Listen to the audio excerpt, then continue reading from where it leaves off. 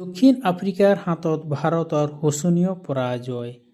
22 ফেব্ৰুৱাৰী 2026 চনত অনুষ্ঠিত হোৱা মেন্স টি-20 ৱৰ্ল্ড কাপ ছুপাৰ 8 এখন মেচত ভাৰত আৰু দক্ষিণ আফ্ৰিকাৰ মাজত নৰেন্দ্ৰ মোদী ষ্টেডিয়াম আহমেদাবাদত খেলা হয়, য'ত দক্ষিণ আফ্ৰিকাই টছত জিকি ভাৰতক প্ৰথমে ফিল্ডিং কৰিবলৈ কয় আৰু দক্ষিণ আফ্ৰিকাই প্ৰথমে বেটিং কৰিবলৈ লয়।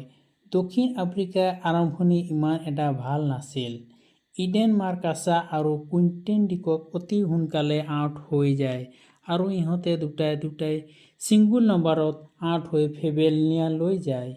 ইয়াৰ পাছত ডি ব্ৰিছ আৰু ডেভিড মিলাৰৰ 65 ৰান সহযোগত দক্ষিণ আফ্ৰিকাই 20 অভাৰত 7টা উইকেট হেৰুৱাই 187 ৰান কৰি ভাৰতক জিকিবৰ বাবে 188 ৰান জয়ৰ বাবে লক্ষ্য দিয়ে, য'ত ভাৰতে দ্বিতীয় ইনিংছত বেটিং কৰিবলৈ আহে, য'ত ভাৰতে 9.1 অভাৰৰ ভিতৰতে 5টা উইকেট হেৰুৱাই অতি দুৰ্বল বেটিং প্ৰদৰ্শন কৰে, য'ত আধা বেটছমেন 10 অভাৰতে পেভিলিয়নলৈ গুচি গৈছিল, য'ত এটাৰ পাছত এটাকৈ ভাৰতৰ উইকেট ধাৰাসাৰ পৰে আৰু ভাৰতে 18.4 অভাৰতে আটাইকেইটা উইকেট হেৰুৱাই মাত্ৰ 111 ৰান কৰিবলৈ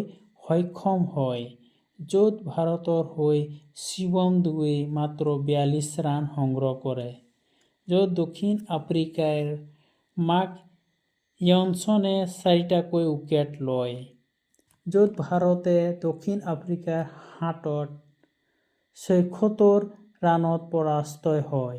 এই শোচনীয় পৰাজয়ৰ ফলত ভাৰতৰ মাত্ৰ এতিয়া 2খনহে মেচ আছে। এই বাকী 2খন মেচ, য'ত জিম্বাবৱে আৰু ৱেষ্ট ইণ্ডিজৰ পৰা জিকিলেহে ভাৰতে ছেমি ফাইনেললৈ জগা বনাবলৈ সক্ষম হ'ব।